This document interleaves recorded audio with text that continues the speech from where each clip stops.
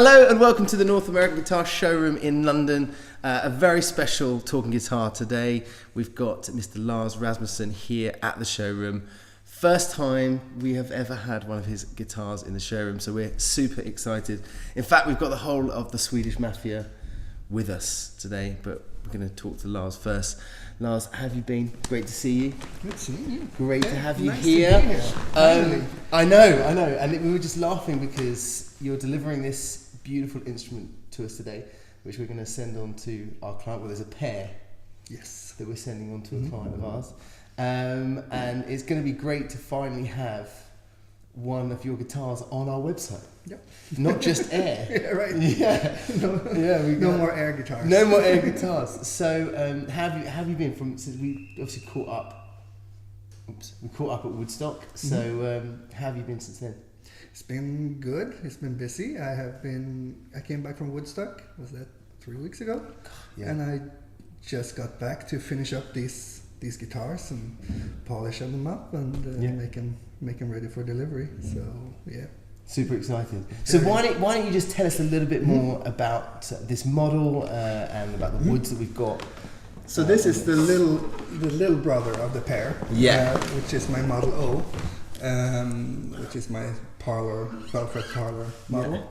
Yeah. And the other one is going to be an OM model. Yeah. Which is going to be made from sibling pairs of wood, same top, same back and sides, and same necks, and everything is sibling. So, yeah.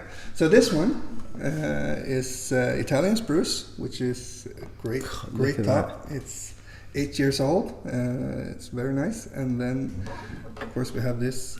Oh my goodness me! Set of Brazilian rosewood. And just tell us the history about this Brazilian rosewood, because this has got a bit of a story behind it. Yes. So I bought this from an old furniture factory in Sweden, and met an old guy there at the factory. Said they bought it in 1952. Wow.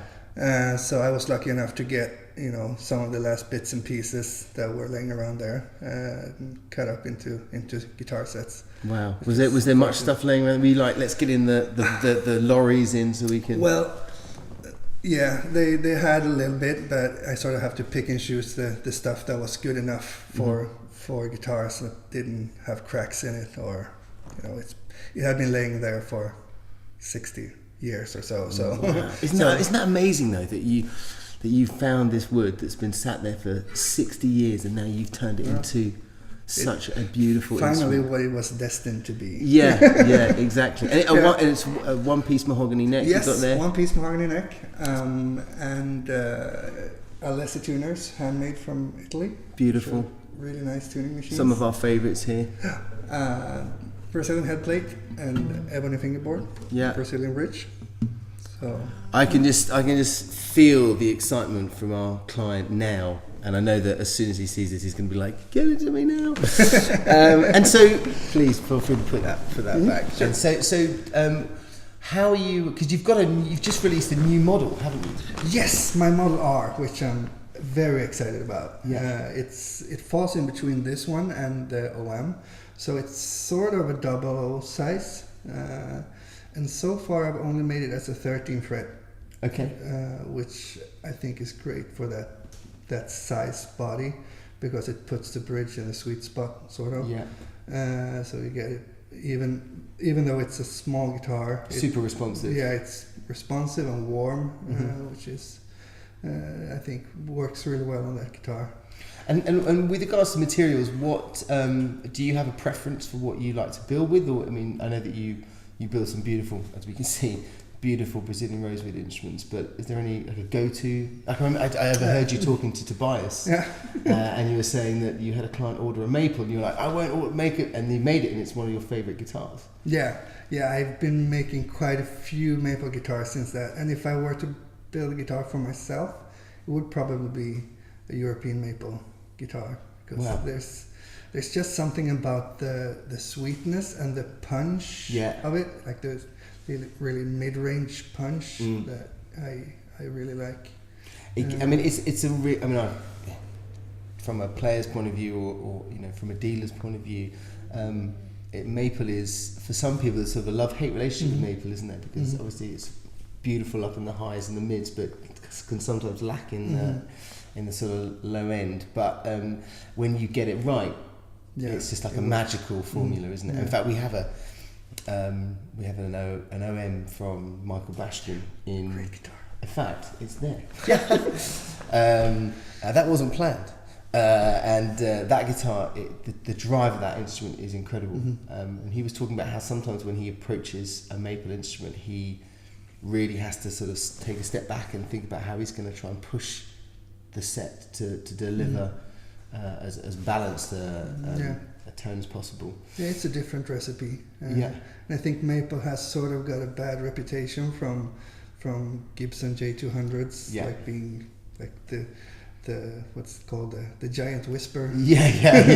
That was actually, funny enough, that was my first ever decent guitar was a Gibson J200, and I did love it. But you're right, it is the giant whisper. Yeah, absolutely. So you have to treat it a bit different than say a rosewood guitar, but it's when it's right, it's right. So we first met at the Santa Barbara Acoustic Show, which was a beautiful show.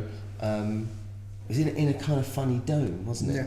And I remember it being really hot because we kept on dragging like Ted and Tobias and trying to sort of put a camera on them in the blistering heat and saying, okay, interview. But how do you get ready for shows? Do you find shows that when you're preparing for them, do you quite intense work? It's always stressful before a show. For some reason, it's like, I think it's very human to always be last minute with things. So I've managed to, I've never been there. There's stories about Luther's doing hotel room setups and things like that. I've managed to do better than that, but it's always some all-nighters before a show. Definitely. So because it's what I call a sharp deadline. There's a plane leaving. And, if you're not on that plane, it's a sharp deadline. So.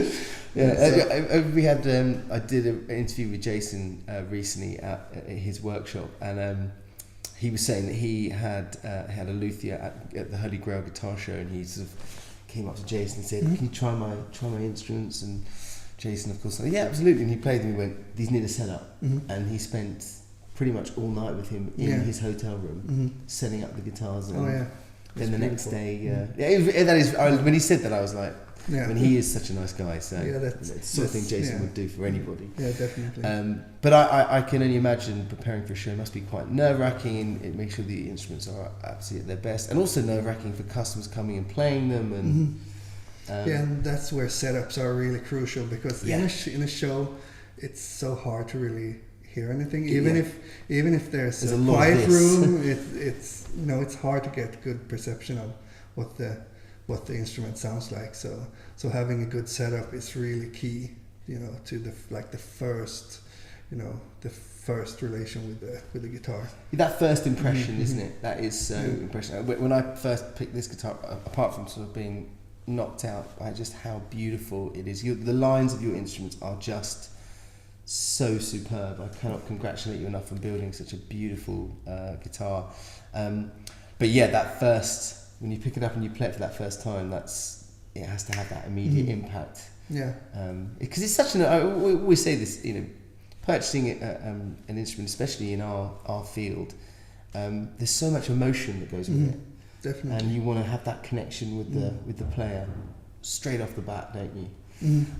Well, Lars, I mean, I can't thank you enough for being a part of the North American guitar team. We are so proud to have you on our roster. You truly are exceptionally talented, I look forward to specking out many more guitars with you.